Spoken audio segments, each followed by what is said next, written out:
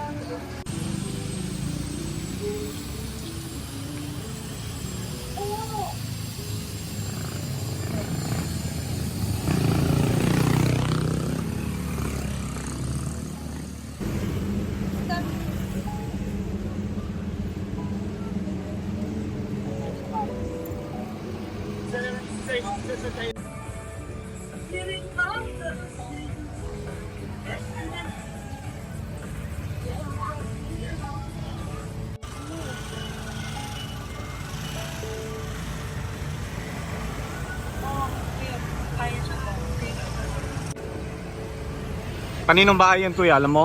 Ha? Yan? Mga video ko yan. Ano no? Mga video. Bilyong ko, no? Oo. Mga video ko yung mga mayaman ng mga bunder.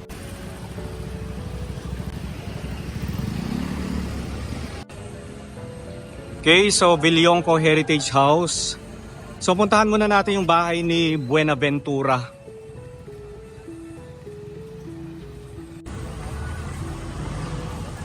Oh, may Ever Gotesco. O Ever Supermarket pala ito.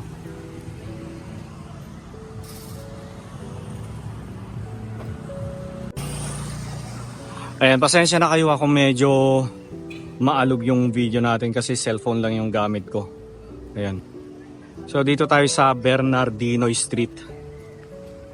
Andito yung bahay ni Buenaventura.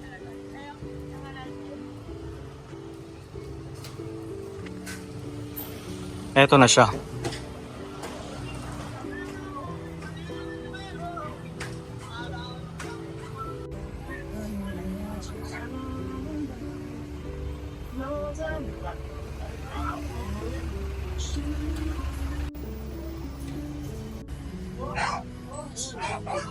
Okay, Buenaventura Heritage House.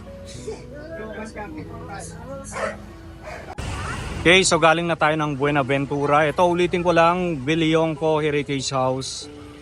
Dito sa kahabaan ng General Luna. Okay, nasa General Luna pa rin tayo mga kaitsubero. Next naman natin itong bahay ni Borja. Borja Heritage House. Ayan o.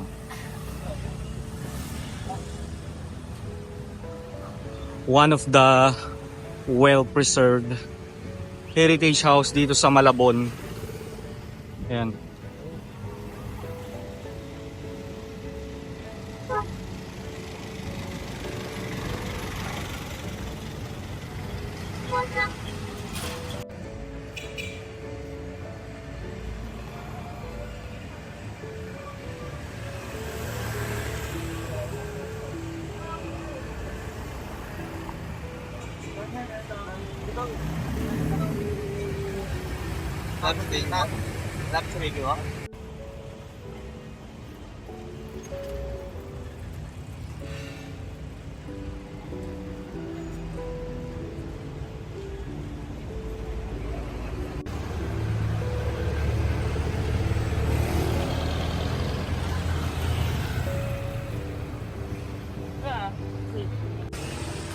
Okay, so nandito pa rin tayo sa kahabaan ng General Luna.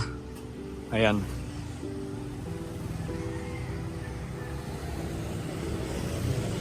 Alam ko marami akong mamimiss na mga lumang bahay dito sa kahabaan ng General Luna. Pero syempre kung ano lang yung kaya kong lakarin. Kasi kita nyo naman ang layo na nung nilakad natin mula kanina pa, no? Ayan. So eto naman yung Nepomuceno Heritage House. So before, buo itong bahay na ito and mapapansin nyo, hati na siya, hinati. Siguro yung may-ari, dalawa silang may-ari tapos pinagatian nila yung bahay. So giniba yung kalahati, tinayuan ng modern.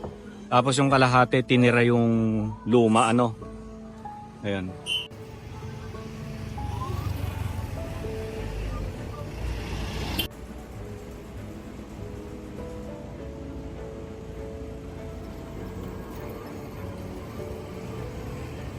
Okay, so ulitin lang natin Nepomuceno Heritage House. Ayan. Okay, tapos dito naman sa katabi niya meron ulit. Eto. Okay, so yun yung Nepomuceno Heritage House. Tapos eto naman Magno Heritage House.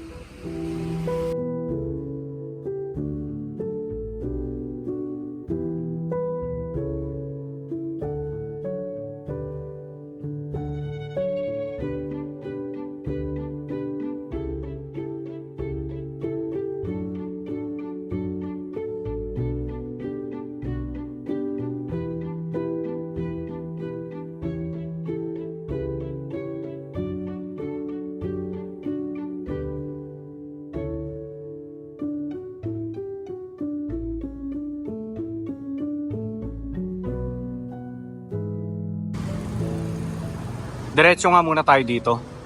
Kasi may nakikita akong mga lumang bahay dito. Para hindi na tayo babalik.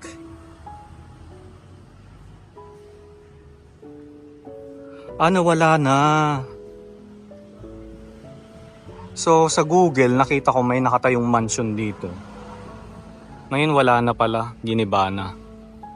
Ayun o. Wala na, empty na.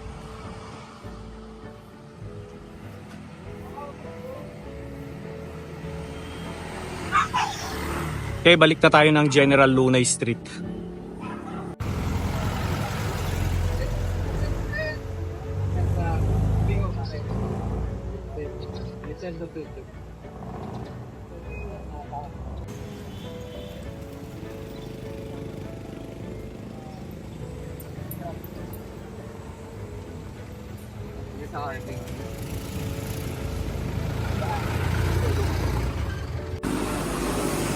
Okay, so nandito pa rin tayo sa General Luna and mula dito makakita tayo ng isang mansion, Art Deco style mga kaitsubero.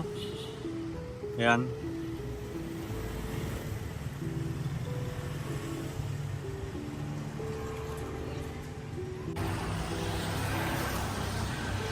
Okay, Art Deco style house or Art Deco style mansion. Makikita nyo naman, bakod pa lang ano.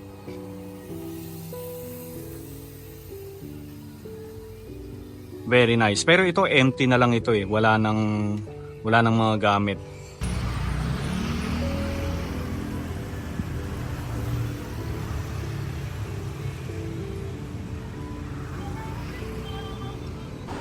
Okay, so nakausap ko na yung caretaker ng bahay na ito. So hindi na ang mga bilyong ko ang may-ari nito. So naibenta na raw sa isang nagngangalang Chan, isang Chinese Filipino. Ayan. So yung pinakalikod daw ng bahay, giba-giba na daw kasi talagang napabayaan itong bahay na ito. Ayan. Tapos, ewan ko lang kung totoo yung sinabi ni Kuya, gigibain na daw ito. Hinihintay na lang daw yung permit from the government o from the local government. So gigibain na siya. Sayang, Art Deco style house pa naman siya, ano?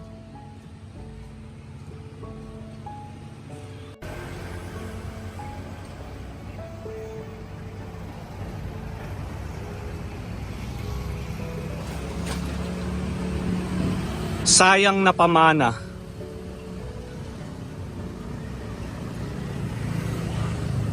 So wala na pala yung lumang bahay dito. So yung bahay na yon ay Junicio House o Junicio Heritage House. Pero ngayon, giniba na pala. Nakita ko lang kasi sa Google Map na nandito pa yung bahay ni Junicio. Pero pagtingin ko ngayon, wala na pala. Tuluyan na pala siyang giniba. Ayan.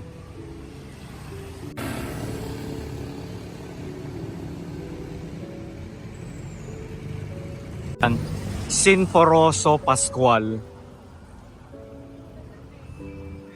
Grabe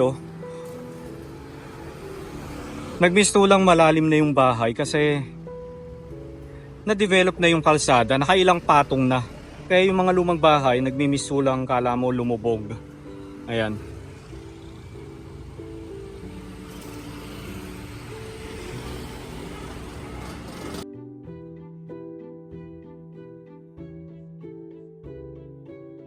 Sinforoso Pascual Heritage House. Dito pa rin yan sa General Luna Street. Ayan. Layo na ng nilakbay natin.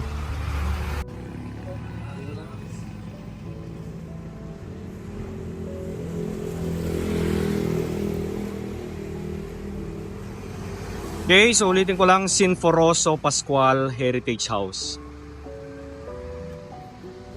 Ayan, so doon sa mga hindi lang nakakaalam, hindi lahat ng mga lumang bahay na nakikita natin ay matatawag nating ancestral house. So kapag sinabing ancestral house, kailangan tinirahan siya ng iyong ancestor. So mula sa iyong lolo sa tuhod hanggang sa lola, and then sa iyong nanay or tatay hanggang sa ikaw na apo sa tuhod. So kailangan itong bahay na ito ay tinirahan nyo.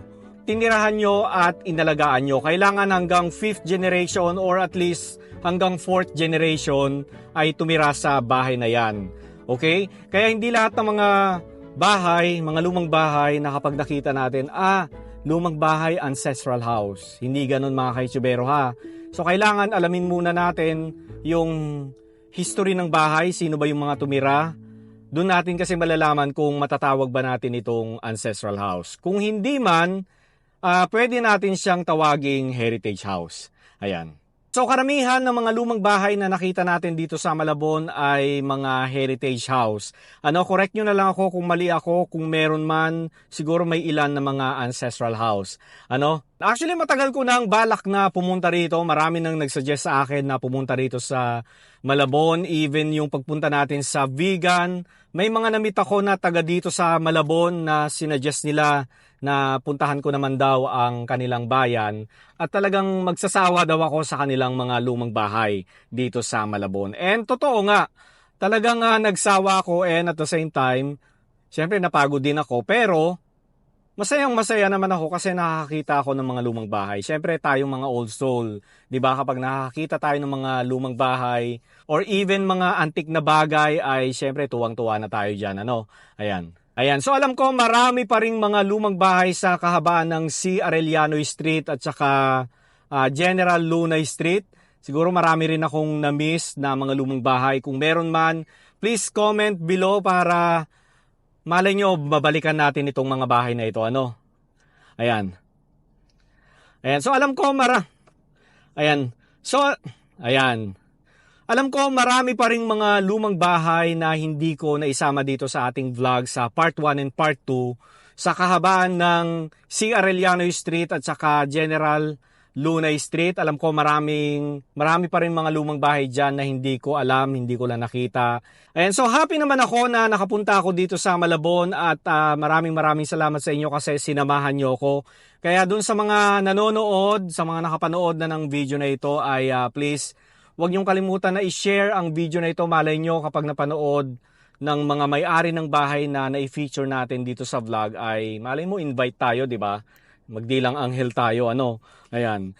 So comment lang kayo ng mga suggestions nyo ng mga bahay, mga lumang bahay na malapit lamang dito sa Metro Manila. Sana. Ayan. So maraming salamat sa lahat ng mga nanood ng video na ito and sana ay nag-enjoy kayong lahat. Again, maraming salamat sa inyo. Bye everyone.